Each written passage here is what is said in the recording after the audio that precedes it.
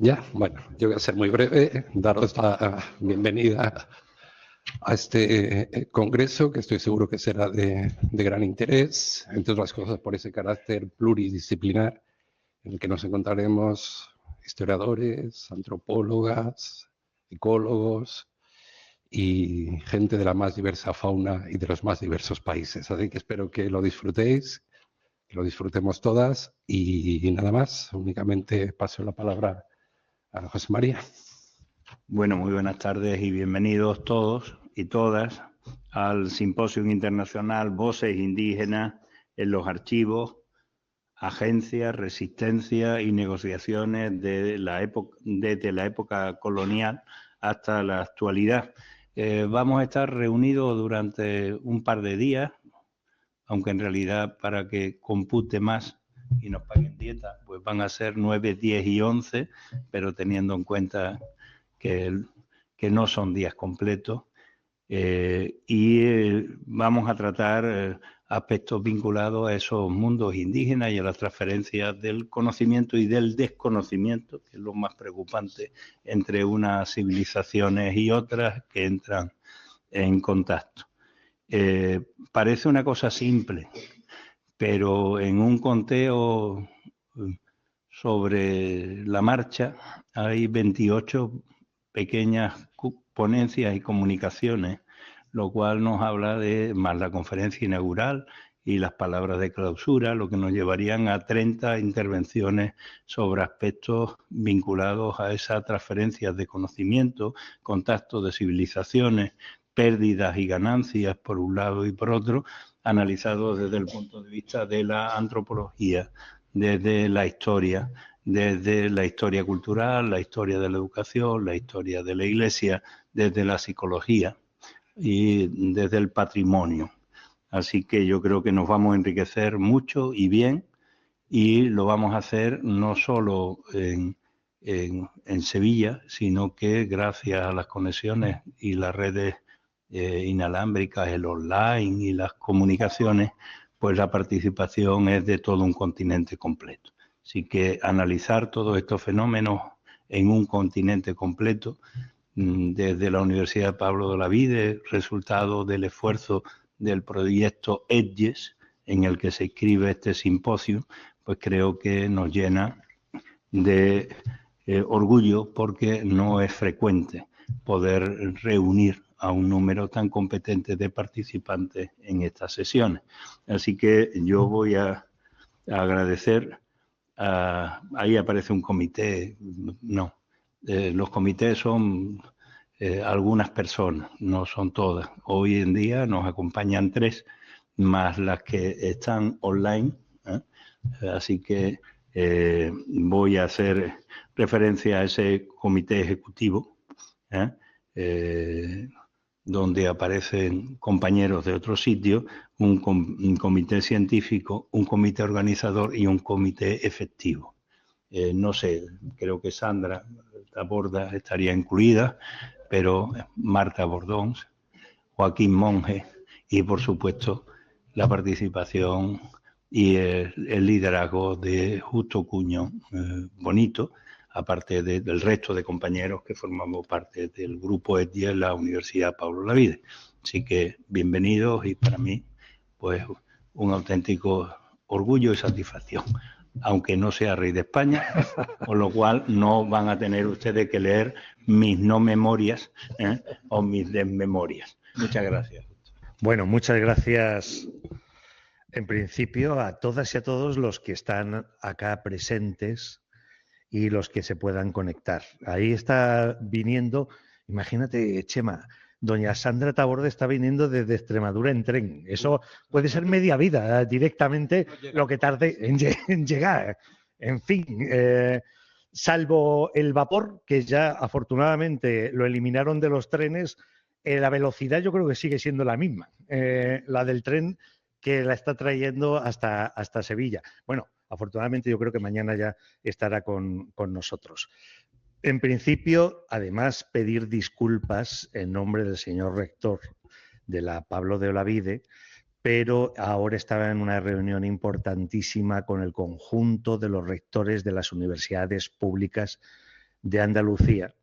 Ahí están los rectores de estas universidades públicas intentando buscar soluciones a algo que no tiene más solución bajo mi punto de vista, y así algunos compañeros han transmitido al señor rector, que ir a la calle a reivindicar los derechos de estudiantes, de profesores, del personal de administración y servicio vinculado a las universidades públicas. Tenemos el ejemplo, además, muy claro de lo que está sucediendo en Madrid. Madrid en nuestra vanguardia, decía, pero yo creo que nuestra vanguardia está en América Latina. El otro día, además, desgraciadamente, en un consejo de gobierno se lo comentaba al señor rector. Cuando creíamos siempre que nosotros habíamos estado a la vanguardia con respecto a América Latina, creíamos en el imaginario europeo, resulta que es América Latina la que desgraciadamente nos muestra el camino del modelo neoliberal que se está imponiendo, de depauperación de los bienes públicos, de privatización absolutamente de todo lo privatizable, y en eso están ahora las universidades públicas en España, y la vanguardia en todo este proceso de privatizador lo está desarrollando el gobierno de la Comunidad de Madrid. Los estudiantes de las universidades públicas, los profesores, el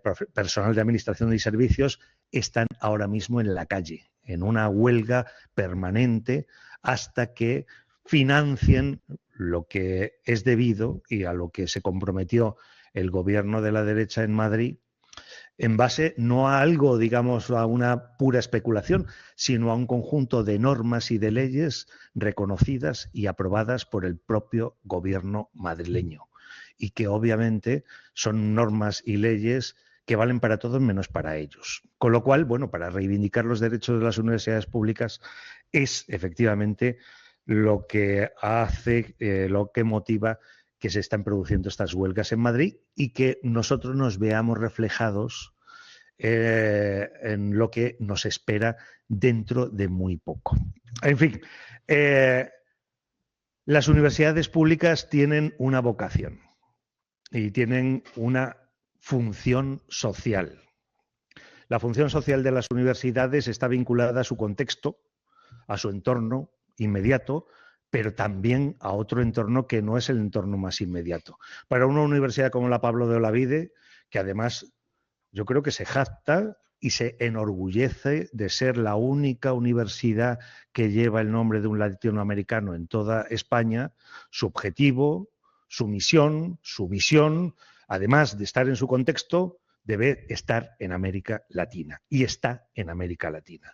Y a partir de esa visión de América Latina como nuestro propio, como objeto de comprensión, de conocimiento, de ayuda, de apoyo, es por lo que se hacen eventos de este tipo, donde la universidad tiene una visión absolutamente fundamental para contribuir al desarrollo de las universidades latinoamericanas, de las sociedades latinoamericanas, y particularmente al desarrollo de aquellos grupos sociales en América Latina que más difícil lo tienen, que más dificultades tienen, que más han sido excluidos tanto de los hechos sociales, del reconocimiento social o de los reconocimientos históricos. Las comunidades originarias, las comunidades indígenas son el objeto de atención preferente dentro de este congreso que inauguramos hoy, para dar una visión completamente distinta de cómo esas comunidades originarias han actuado dentro del contexto histórico, dentro actualmente de su contexto social, cómo esas sociedades latinoamericanas y occidentales, en virtud de ese eurocentrismo dominante, han tergiversado la construcción de las sociedades históricas originarias, y necesitamos dar una nueva visión. Necesitamos plantearnos nuevas preguntas, plantearnos nuevas hipótesis para crear un pensamiento, un conocimiento nuevo, donde esas comunidades originarias deben tener un protagonismo fundamental en pensar una sociedad latinoamericana completamente distinta y no solo bajo los paradigmas eurocéntricos o eurocentristas. Este debe ser un punto de partida absolutamente fundamental. no solamente el proyecto europeo, que nos alumbra y nos va a seguir alumbrando durante estos próximos años hasta 2027, sino en concreto este congreso que inauguramos hoy. Así que, nada, muchísimas gracias por estar presentes, por vuestro apoyo, por vuestro esfuerzo para plantear y pensar de un modo distinto y pensar sobre lo latinoamericano desde una perspectiva distinta, que va a ser una perspectiva enormemente enriquecedora. Vamos a salir muchísimo más ricos después de este seminario, de este congreso, y estoy absolutamente seguro de que nos vais a ayudar a pensar sobre América Latina y sobre las sociedades originarias de una manera completamente distinta. Así que, bueno, muchísimas gracias. Queda inaugurado el congreso. Vamos a ver si el profesor Carl, creo que ya está conectado, podemos darle la bienvenida y a partir de ahí darle paso para que haga su conferencia inaugural. Muchas gracias. El profesor Carl nos escucha. Hola, Carl. Hola, ¿cómo están? Muy bien, muy bien. ¿Tú qué tal estás? Bien, afortunadamente, aquí oyéndolos. Fantástico. Aquí con unos cuantos representantes de tu universidad, algunos otros que hemos pasado recientemente también haciendo la estancia de investigación en la Universidad de los Andes. Y nada, deseando escucharte. Si te parece, voy a hacer una brevísima presentación tuya, de tu obra, y a continuación te daré paso. Bueno, muchas gracias. Muy bien. Muy agradecido contigo y con tu presencia acá. El profesor Karl-Heinrich Langebaek Rueda es antropólogo, arqueólogo e historiador colombiano. Ha contribuido al conocimiento de las evidencias arqueológicas, especialmente del periodo Herrera y del Muisca. Fue vicerrector de Asuntos Académicos en la Universidad de los Andes y realizó sus estudios de pregrado en antropología en la propia Universidad de los Andes entre 1980 y 1985 y su maestría de 1988 a 1993 en la Universidad de Pittsburgh, graduándose con una tesis titulada Arqueología Regional en el Territorio Muisca, el caso de Fúquene y Susa. Durante los mismos años, Langebaek realizó su tesis doctoral, publicando su doctorado en 1993 bajo el título Patrones de consumo de coca en el norte de Sudamérica. Ha trabajado en el Parque Nacional Tayrona, el Valle de Fúquene, Barichara, Bahía de Neguaje y el norte de Ecuador. En 2009 recibió el premio Alejandro Ángel Escobar en Ciencias Sociales y Humanas por su libro Los herederos del pasado indígenas y pensamiento criollo en Colombia y Venezuela. Además de los mencionados trabajos, destacan otros como de 2021, Antes de Colombia, en 2019, Los Muiscas, la historia milenaria de un pueblo chibcha, Bogotá, 2007, Indios y Españoles en la antigua provincia de Santa Marta, Colombia, documentos de los siglos XVI y XVII, 2006, El diablo vestido de negro y los cunas del Darién en el siglo XVIII, Jacobo Walburger y su breve noticia de la provincia del Darién, de la ley y costumbres de los indios, de la época Esperanza de plantar nuestra fe y del número de sus naturales, 1748. En 2002 publicó Arqueología y guerra en el Valle de Aburrá, estudios de cambios sociales en una región del noroccidente de Colombia, y en el 98 Medio ambiente y poblamiento en La Guajira, investigaciones arqueológicas en la ranchería Medio, entre otros muchos trabajos. Hoy el profesor Langebaek nos va a exponer la conferencia En búsqueda de la autenticidad en los documentos de archivo. Muchas gracias, Carl, por estar con nosotros. Tienes la palabra. Bueno, pues justo muchas gracias a ti por la introducción, gracias al proyecto de Edge, a Juan Camilo Niño, a todos los que han participado en esta red. Mis disculpas por no poder acompañarlos personalmente, pero espero hacer una charla interesante sobre este tema de la autenticidad de las voces indígenas en nuestro trabajo, en realidad, no solamente en los documentos de archivo, aunque me centraré un poquito en ese tema, por supuesto. Quiero simplemente introducir el tema con la siguiente observación. La idea de dar voces auténticas al otro colonizado es algo que no es nuevo.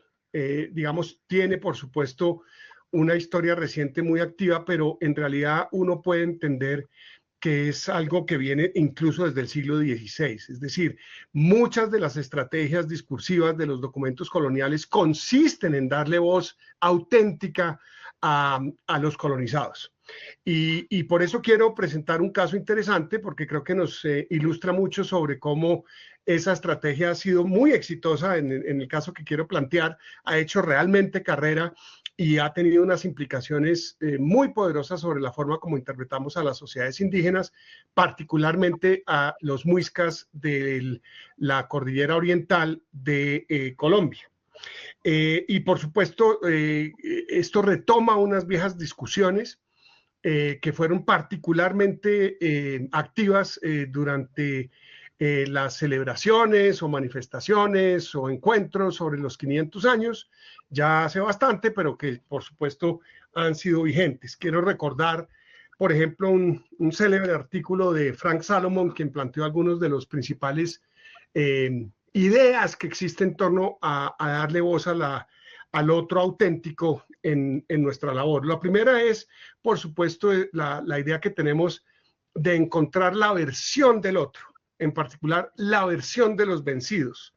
Esa fue un término muy utilizado hace unos años, de vez en cuando se usa todavía, y por supuesto lo que hay detrás es la noción de que parte de nuestro trabajo es quitar el barniz colonial que existe en los documentos para encontrar voces auténticas que están subyaciendo en esos textos, olvidando tal vez, como decía el propio Salomon, en esa época que los documentos son saturadamente coloniales, son coloniales en su propósito, son coloniales en su estructura, son coloniales en las voces auténticas, entre comillas, que están tratando de transmitir. Eso quiere decir que nuestro papel, a mi juicio, más que tratar de ser quienes nos encargamos de quitar ese barniz colonial y encontrar voces auténticas, es más bien desde nuestra propia crítica reconocer la posibilidad de escenarios alternativos, reconstruir los procesos mediante los cuales se construyeron esas narraciones coloniales e identificar esos sesgos que nos permitan simplemente pensar de otra manera. Esto no es dar voz al otro. Esto es desde nuestras propias voces críticas poder establecer elementos de juicio que nos permitan pensar las cosas de otra forma. Quiero también empezar por decir que mi preocupación principal se refiere al caso de los muiscas y que mis preguntas sobre este tema vienen no tanto del análisis mismo de los documentos coloniales, sino de mi tarea como arqueólogo. Para quienes no conozcan la zona muisca en el centro del país, ustedes saben que es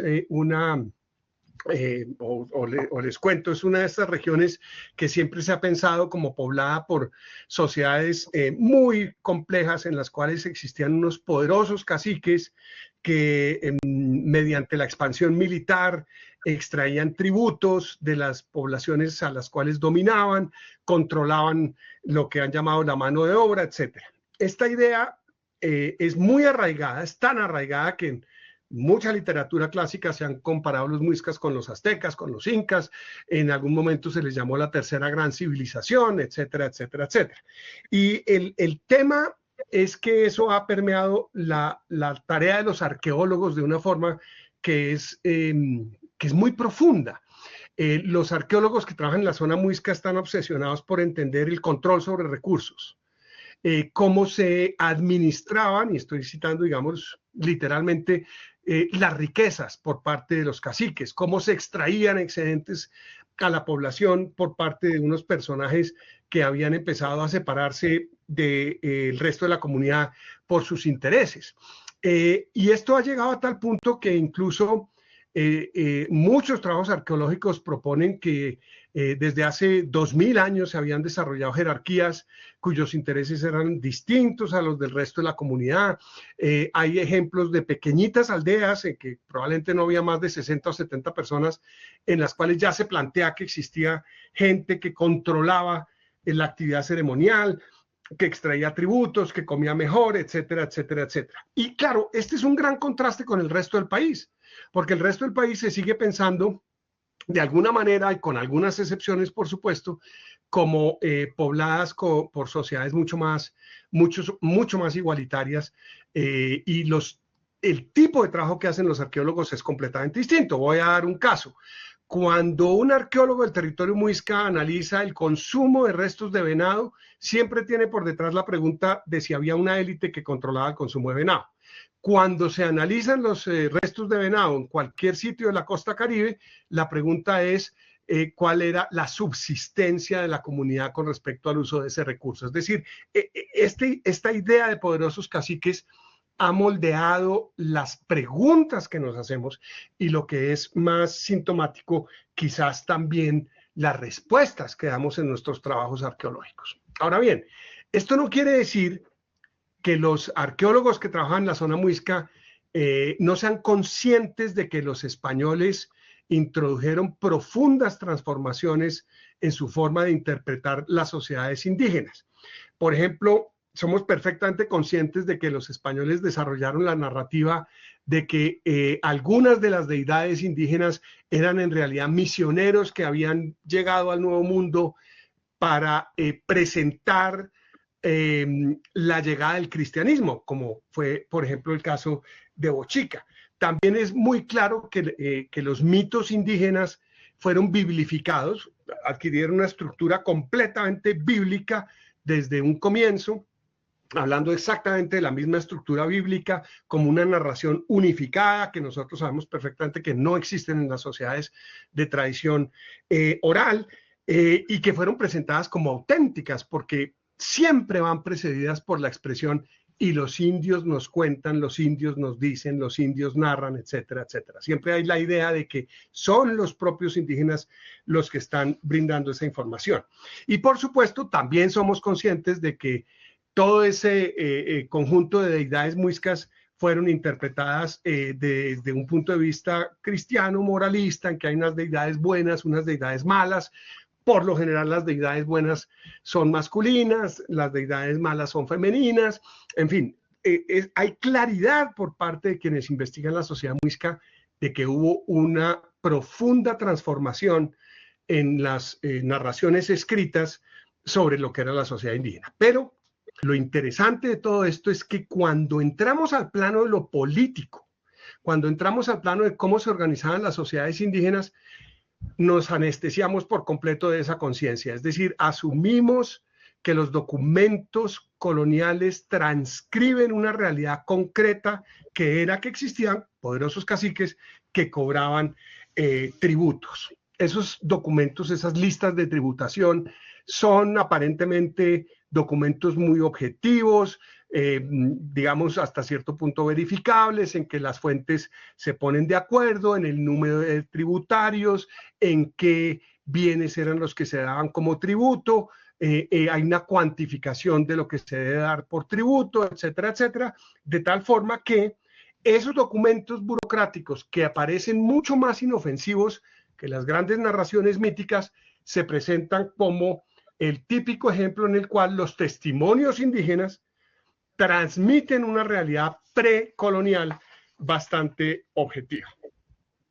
Ahora bien, quiero empezar a desglosar un poquito por qué los españoles construyen esta idea de que los muiscas estaban gobernados por poderosos caciques que recibían tributo del resto de la población.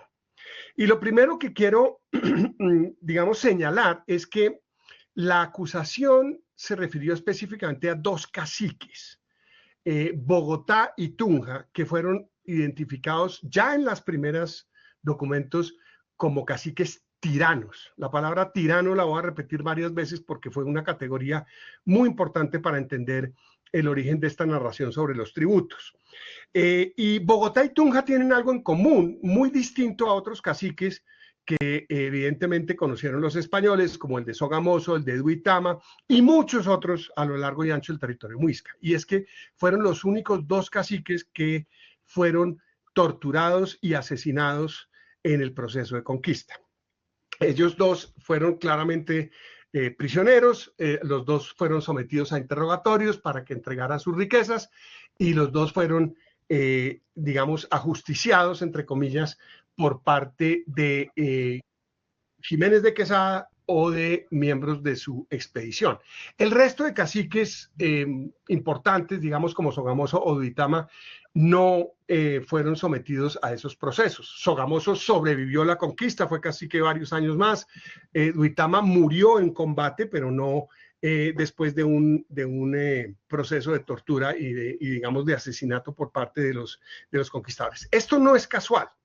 No es casual que Bogotá y Tunja se hayan construido como caciques tiranos y al mismo tiempo hayan sido aquellos dos que fueron asesinados por los españoles. Y las razones son muchas. Jiménez de Quesada no llegó para quedarse en la sabana de Bogotá. Jiménez de Quesada llegó a la sabana de Bogotá obsesionado por torcer su ruta hacia el oriente, donde él encontraría Manoa o El Dorado, y obviamente su ambición principal eran las riquezas, el oro. No era ni siquiera quedarse en la sabana de Bogotá, de hecho funda a Bogotá en un sitio que en realidad es el único paso fácil entre la sabana de Bogotá y los llanos orientales, a donde él finalmente se quiere dirigir. Lo primero que hace cuando llega a la sabana es iniciar una expedición que atraviese la cordillera y llegue a Oriente. Sin embargo, esa expedición fracasó miserablemente. Su hermano, que la lideraba, Hernán Pérez de Quesada, no logró nada, tuvo que retirarse con muchísimas bajas otra vez a la sabana de Bogotá, y el plan B pareció entonces ser mucho más interesante, que es obviamente aprovechar la mano de obra mediante la encomienda. Entonces rápidamente Jiménez de Quesada reparte las encomiendas entre los miembros de su expedición y obviamente establece la obligación de dar tributo a los encomenderos. Independientemente de las legalidades y de que lo hacía un poquito siguiendo un poco en contravía de las órdenes de la corona, etcétera, etcétera, por supuesto él quedó con un lío espantoso, un lío monumental que lo metía en enormes problemas con aquellos que quisieran poner en duda su enorme poder, otros conquistadores, obviamente la iglesia, obviamente las autoridades coloniales que estaban siempre persiguiendo a estos poderosos conquistadores mediante cualquier argumento jurídico. Y el gran problema que tenía Jiménez de Quesada era que había matado al cacique de Bogotá y al cacique de Tunja. Ese lo dejo aquí un segundo, simplemente como información para que después la retome. El segundo tema, para entender por qué estos caciques de Bogotá y Tunja fueron considerados tiranos, es que la conquista del territorio muisca se da años después de la conquista de México y años después de la conquista del Perú. Y la conquista de México y la conquista de Perú habían cambiado por completo la narrativa sobre cuál podía ser la justificación para conquistar estas sociedades. Entonces, venimos de un contexto en el cual la justificación para las entradas, las cabalgadas, todas estas, digamos, actividades españolas en el litoral caribe se habían orientado a la búsqueda de esclavos. Y la justificación para esclavizar a la población indígena había sido fundamentalmente que eran caribes, es decir, que comían carne humana. Y detrás también estaba un poco la noción de que los caribes no tenían un gobierno político realmente notable. Sin embargo, la conquista de México y la conquista de Perú cambia la narración. Este no es el objetivo primario de los españoles en México y en Perú, y la justificación empieza a convertirse en algo que es muy típico después de la doble moral colonizadora, que es vamos a luchar contra el mal. Y el mal ya no son los caribes que comen carne humana, sino los caciques tiranos que abusan de su población. Muy rápidamente, ya en 1535, es decir, un año antes de la llegada de Jiménez de Quesada al altiplano, Vasco de Quiroga en México escribe todo un documento justificando la conquista de México a partir de la idea de que los líderes aztecas eran tiranos. Con Perú se refuerza la idea de que los incas eran una élite que abusaba del resto de la población, que era completamente tiránica, etcétera, etcétera. Entonces, obviamente, la lógica de la conquista, sobre todo cuando se trataba de poblaciones alejadas de los mercados esclavistas, por un lado, pero más importante que eso, con una población sedentaria que producía excedentes, etcétera, etcétera, pues cuadraba mucho mejor la acusación de tiranía, que justificaba no solamente la guerra justa, sino la dominación directa de la población indígena. Y ese por supuesto, son dos elementos importantes. Quesada, que ha asesinado a vista de todos los miembros de su expedición a los caciques al cacique de Bogotá particularmente, pero también al de Tunja, y la idea de que el tiranicidio era una justificación de la conquista y del dominio colonial que se trataba de imponer. Entonces, ¿qué hace Jiménez de Quesada? Jiménez de Quesada monta un juicio al cacique de Bogotá. Esto obviamente lo sabemos después de que el cacique de Bogotá ha muerto. Él digamos, levanta una serie de documentos en los cuales supuestamente hubo un juicio, en el cual el abogado defensor del cacique de Bogotá fue ni más ni menos que su hermano, Hernán Pérez de Quesada. Y hay digamos, un montaje jurídico, porque ustedes además recordarán que Jiménez de Quesada era abogado y estaba perfectamente al tanto de todos los debates que existían en Europa con respecto a qué hacer con los tiranos. El primer Bogotá es un Bogotá al cual los españoles torturan y le piden que entregue su oro, y muere supuestamente por ser una persona muy delicada. Luego el segundo Bogotá, es decir, quien asume el liderazgo de esta población, ese vuelto prisionero, se le hace supuestamente este juicio, se le pide que entregue sus riquezas que ha acumulado ilegalmente explotando a su población, no las entrega, lo cual muestra que es un cínico tirano que ha tenido dominada la población, pero además se le acusa de ser un usurpador. Él no es el heredero legítimo, porque esa es otra de las características del tirano. Él ha, mediante el uso de la violencia, llegado al poder, quitándole el derecho al cacique de Chía, que era supuestamente era el heredero legítimo del primer Bogotá. Él, por supuesto, es torturado. Se supone que la tortura que le hicieron, los españoles la describen de una manera muy, muy curiosa. Dicen, es una tortura que cualquier cristiano hubiera soportado sin problema. Sin embargo, evidentemente no fue así, porque el cacique muere, y muere, por supuesto, de una manera que se presenta como accidental, ¿no? Es decir, el cacique de Bogotá murió pese a que se hizo todo lo posible para que entregara sus riquezas ilegítimas mediante una tortura bastante llevadera. En todo el proceso hay varias estrategias, y quiero señalar que una de ellas consistió en que el poder le da voz a los indígenas. Y esto es lo que es bien interesante de este proceso. Se supone que los españoles y que Jiménez de Quesada y sus huestes lo que están haciendo en el fondo es oír a los indígenas y actuar de acuerdo con lo que los indígenas consideraban correcto, entre muchas otras estrategias. ¿Cuáles fueron las estrategias que usaron? La primera estrategia fue presentar a Jiménez de Quesada como una persona completamente renuente de dar muerte al cacique de Bogotá. Fue una cosa accidental, fue una cosa que se salió de control, pero además era algo que pedía a su tropa, porque su tropa era consciente de que el cacique de Bogotá era un tirano y era un ser absolutamente detestable, traidor, que no tenía palabra, y sin embargo Jiménez de Quesada siempre parece como la persona que trata de resistir esas presiones y que finalmente cede a un proceso, cede a una tortura, pero se le sale en las manos. La segunda estrategia consistió en llamar al Bogotá Usaque.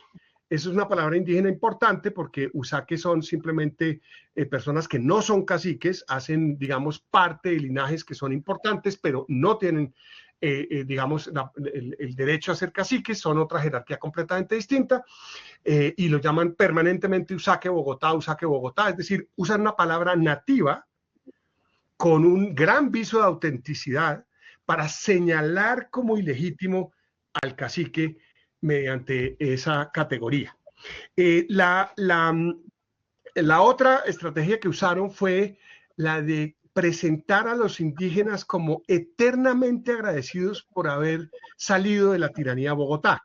Los conquistadores dicen que hubo manifestaciones públicas de la gente dando las gracias porque hubieran matado al cacique de Bogotá, porque finalmente podían salir de ese dominio tan injusto y tan terrible al cual los tenía sometidos. Y finalmente, por supuesto, estos mismos indígenas, estas voces indígenas, testigos que son llamados y oídos y supuestamente transcritos de forma muy objetiva, están enfurecidos con Bogotá porque para resistir a los españoles, Bogotá ha ordenado matar a todo aquel que negocie con ellos, ha dado la orden de matar a mujeres y niños en la comunidad de Suba, que es una comunidad que queda a pocos kilómetros de Bogotá, etcétera, etcétera, etcétera, de tal manera que Bogotá es presentado de alguna manera como víctima, y lo voy a llamar entre comillas, de un juicio popular, ¿sí? Es la voz de los indígenas la que, sumada a la voz de la tropa, da todos los argumentos para que Bogotá sea considerado como un tirano que debe ser eliminado. Ahora bien, por supuesto, ese juicio sentó el precedente del uso de la palabra tirano, y efectivamente es una palabra que se usa en ese documento. Bogotá es un tirano, y queda en la mentalidad de todos los cronistas españoles que finalmente se basaron en los testimonios de Quesada y de sus oficiales durante mucho tiempo. Algunos cronistas tienen ciertas dudas, por ejemplo, Juan de Castellanos considera que de pronto el Bogotá no era ilegítimo, sí tenía derecho a heredar el cacicazgo, pero sí era tirano, evidentemente, y además ratifica la idea de que quien le da la idea de matar al cacique de Bogotá, a Jiménez de Quesada, fue un indígena. Fray Pedro Simón, 1625, muchos años después, obviamente ni Castellanos, ni Simón, ni ninguno de estos cronistas que estoy mencionando vio nada, pero claramente clasifica a Bogotá como un tirano. Fernández Drucas de Piedradita también lo considera como un tirano, pero afirma que Jiménez de Quesada también era un tirano, lo cual por supuesto está enmarcado en el propósito que tenía la corona de poner en cintura a estos digamos, poderosos conquistadores que podían volverse un poder local bastante complicado. Ahora bien, lo interesante de todo este proceso en el cual Bogotá es acusado de tirano es que el tiranicidio es uno de esos pocos asesinatos justificables en la mentalidad del siglo XVI y anterior al siglo XVI. Es decir, el tiranicidio podía tener una justificación legal, era legítimo matar a un tirano como se estaba describiendo que era el cacique de Bogotá, y era, por supuesto, legítimo tomar el poder y reemplazar a ese tirano, lo cual, como les acabo de describir, tiene todo el sentido, además, en poblaciones sedentarias que producen excedentes y que además, como el caso Muisca, era una población muy abundante. Una situación muy distinta a la que ocurre cuando el señalamiento es de indígenas, de indígenas caribes, que entre otras cosas también usa la voz de los indígenas como excusa. La primera referencia sobre canibalismo en el Caribe no es que los indígenas caribes se comieran a los españoles, sino que los indígenas caribes se comían a los indígenas, entre comillas, buenos, a las arhuahuacs. Entonces es otra vez la obsesión de la voz indígena justificando la conquista. Ahora bien, más allá de lo que acabo de observar, quiero señalar como algo interesante que la acusación de que Bogotá era tirano sirvió para definir no solamente el carácter de los caciques muiscas, sino además el carácter de la población muisca en general. Es decir, lo que podríamos llamar el perfil sociológico o incluso psicológico de la sociedad muisca fue definida a partir de la noción de la existencia de caciques tiranos. Y voy a explicar un poquito ese detalle. En el siglo XVI y antes y después fueron muy comunes los tratados sobre tiranos. Era en documentos en los cuales se analizaba el perfil psicológico de un tirano. ¿Quién era un tirano? E incluso se hablaba de cuáles eran los signos que permitían identificar a los tiranos. Esto aparece en la crítica social de la época, aparece en las obras de Shakespeare, por ejemplo. ¿Sí? Que en el fondo son grandes críticas a tiranos, obviamente tiranos del pasado, tiranos que no sean fáciles de identificar con los tiranos actuales. Los españoles decían que el rey de Francia era un tirano y viceversa, etcétera. El tirano siempre estaba afuera, pero había un esfuerzo muy grande de identificarlos psicológicamente. Juan de Mariana, por ejemplo, entre muchos otros autores, identifica exactamente cómo es un tirano. Los tiranos son ricos, en primer lugar, son ricos, porque además les gustan las riquezas. Eso, por supuesto, lo tenían los muiscas. Los caciques muiscas eran ricos. Eran crueles, eran personas sin escrúpulos, eran personas ambiciosas, eran personas traidoras, eran personas corruptas, eran personas cobardes, eran personas que cargaban a la gente con enormes tributos que estaban muy por encima de las capacidades de las personas, y por supuesto eran personas que sospechaban de todo el mundo. Eran personas que tenían enormes dudas sobre la lealtad de la gente, incluyendo su círculo íntimo. Esa descripción que acabo de hacer, que está en los manuales sobre tiranos, corresponde palabra por palabra a elementos mediante los cuales se identificó al cacique de Bogotá. El cacique de Bogotá era todo esto. Por ejemplo, el cacique de Bogotá nunca salió a pelear contra los españoles.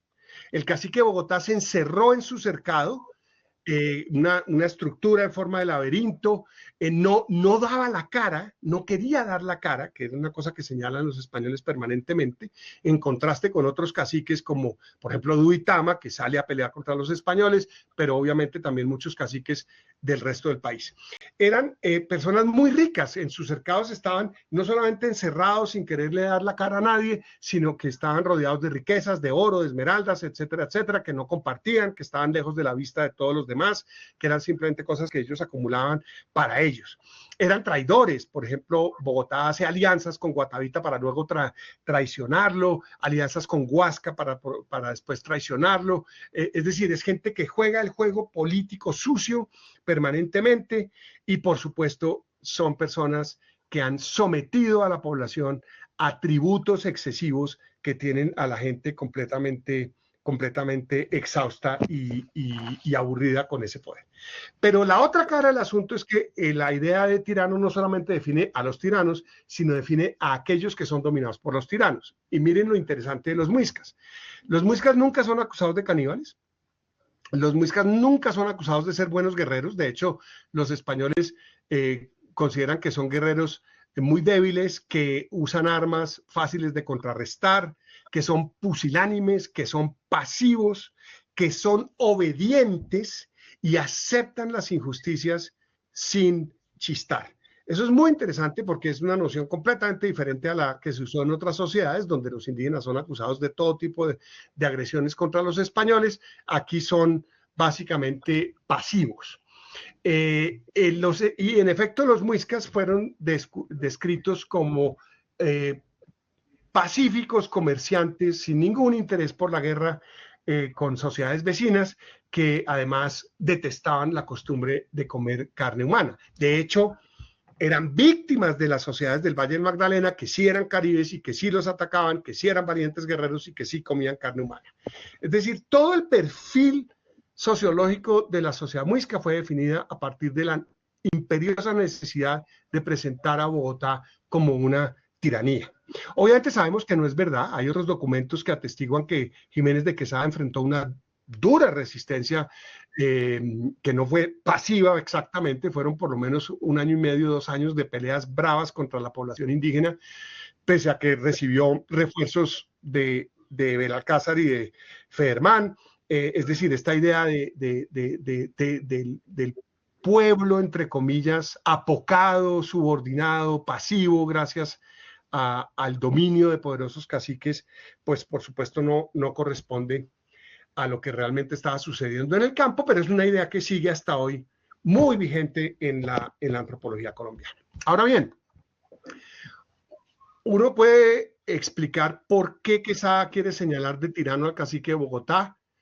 Uno puede entender que hubo una confluencia de factores políticos y estratégicos del momento en que se da la conquista después de México y de Perú, de la necesidad de repartir encomiendas, de la necesidad que hubo explícita de a los indígenas, vamos a cobrarles tributos menos onerosos de los que cobraban, pero las vamos a humanizar.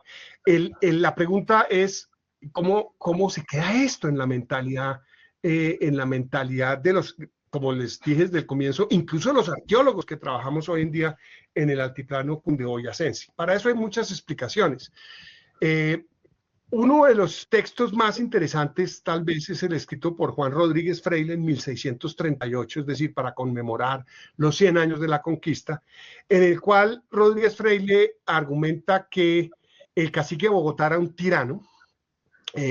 tirano explotador y que una de sus víctimas había sido el cacique de Guatavita, que era su amigo personal, con el cual compartía una visión sobre Bogotá bastante negativa, porque claramente era un usurpador, a diferencia de Guatavita, que era un cacique legítimo y que fue víctima de la traición y de las artimañas, digamos, que tenía el cacique de Bogotá. Entonces, en 1638 se sigue reproduciendo esa idea de Bogotá como un tirano por objetivos, por causas completamente, digamos, distintas.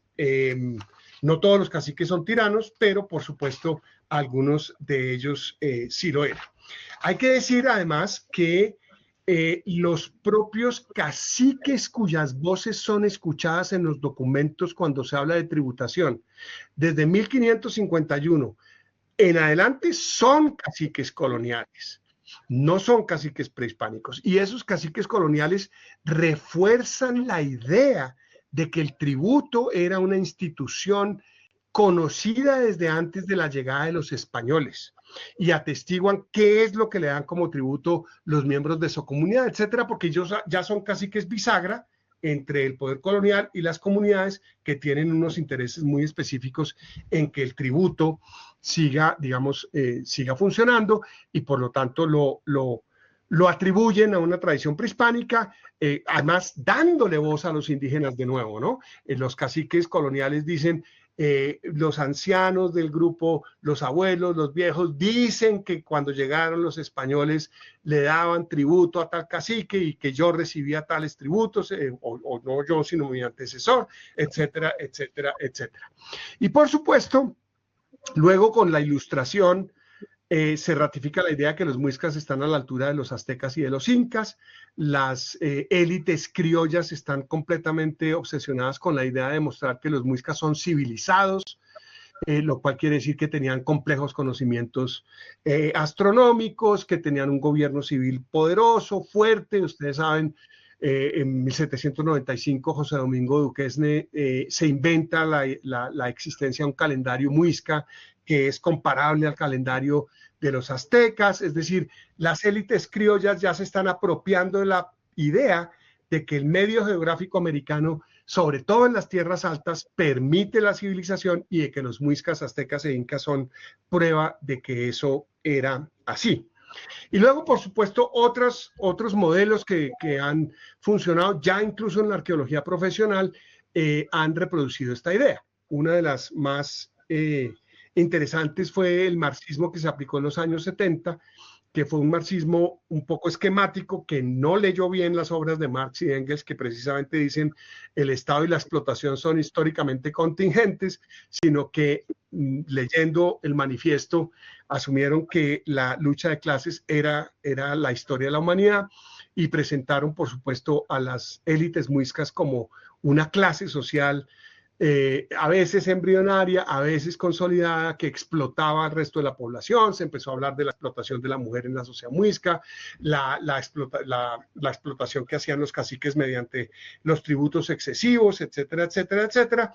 Y luego hoy creo que el modelo predominante en la arqueología muisca, que habla todavía de estos caciques explotadores sin usar la palabra tirano, usando categorías mucho más contemporáneas, pero igualmente perniciosas, es la del homo economicus capitalista. Es decir, es la idea de que los caciques actuaban siguiendo sus propios intereses, en los cuales trataban de minimizar costos y maximizar beneficios simplemente para beneficiarse a título personal del resto de las comunidades. Entonces, fíjense cómo una idea que fue montada en un proceso jurídico completamente inventado por parte de Jiménez de Quesada, termina convirtiéndose en el lente a través del cual seguimos viendo a la sociedad muisca incluso en el siglo XXI. ¿Qué eran los tributos? Es muy difícil reconstruirlo en los documentos. Claramente no es el tributo al cual hace referencia Quesada y todas las fuentes después de él. No es el tributo que aparece en los documentos coloniales, no es el tributo del cual hablan mis colegas arqueólogos todavía, sino que son cosas diferentes. Hay dos palabras que sirven para describir los festejos que yo quiero simplemente recordar o traer a colación para sugerir posibles interpretaciones. Una es, son dos palabras que se usan para describir estas fiestas, que son Huan y Tamsa en lengua muisca. Tamsa fue traducido como tributo en las gramáticas y en los diccionarios muiscas, por supuesto, pero otra acepción que naturalmente metemos debajo del tapete es regalo. Tamsa es regalo. Y Huan, que se usa para las fiestas que tiene lugar específicamente a finales de año, se refiere a halagar, al concepto de halagar. Ninguno de los dos, por supuesto, tiene como interpretación única, ni mucho menos la idea de tributo. Las fiestas que podemos reconstruir y que funcionan así en muchas sociedades chipchas del norte de Sudamérica, en realidad eran intercambios de regalos, formación de alianzas, creación de relaciones de deuda para establecer relaciones sociales entre caciques, entre la gente de la comunidad y los caciques. Obviamente la gente llevaba cosas a las fiestas, llevaba comida, llevaba regalos, había una serie de intercambios ceremoniales, pero sobre todo habría el consumo conspicuo de los excedentes y la destrucción de cualquier cosa que se pudiera convertir en riqueza. ¿A qué me refiero? Son fiestas que duran semanas enteras, que coinciden generalmente con los solsticios, en junio y en diciembre. Haré una pequeña anotación sobre lo que quiere decir eso, en los cuales se consume masivamente los excedentes que se produzcan en la comunidad, los excedentes de comida, pero también de oro, de textiles, todos los cuales se convierten en ofrendas que se introducen en santuarios, que los españoles muy convenientemente llamaron depósitos del cacique, pero en realidad eran santuarios, se sacan de circulación, el oro se arroja a lagunas, a cuevas, etcétera, etcétera. Es decir, se destruye cualquier posibilidad de la acumulación de cualquier forma de riqueza por parte de cualquier minoría social. Es prácticamente la negación de la apropiación de esos excedentes por parte de unos pocos.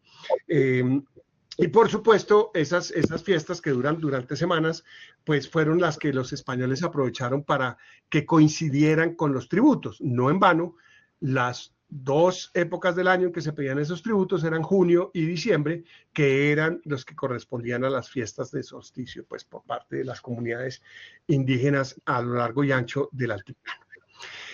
Para resumir, simplemente quiero señalar lo siguiente. La idea de dar voz al otro no es una idea genuinamente anticolonial. Es una idea colonial. Es saturadamente colonial desde el siglo XVI, desde la acusación de canibalismo, desde la acusación de la existencia de tiranías. La justificación colonial se basó en ese privilegio que tiene el colonizador de darle voz al otro. Claro, es un otro que es cuidadosamente filtrado, seleccionado, etcétera, etcétera, etcétera. Por supuesto, el otro tiene voz, siempre tiene voz, y esa voz es más que importante, fundamental y necesaria, pero no es la voz que nosotros le damos.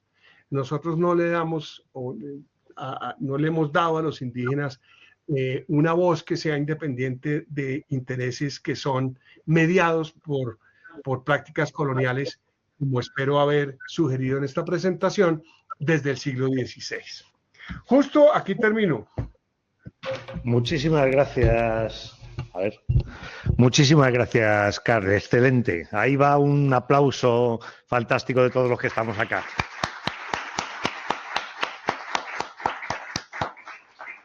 Bueno, a muchísimas todos ustedes, gracias. muchísimas gracias. Bueno, fantástico. Esperamos tenerte ya prontito en Sevilla y poder disfrutar de tu compañía durante la estancia de investigación. Claro que sí. Un abrazo a todos. Un abrazo. Muchísimas gracias, Karl. Hasta luego.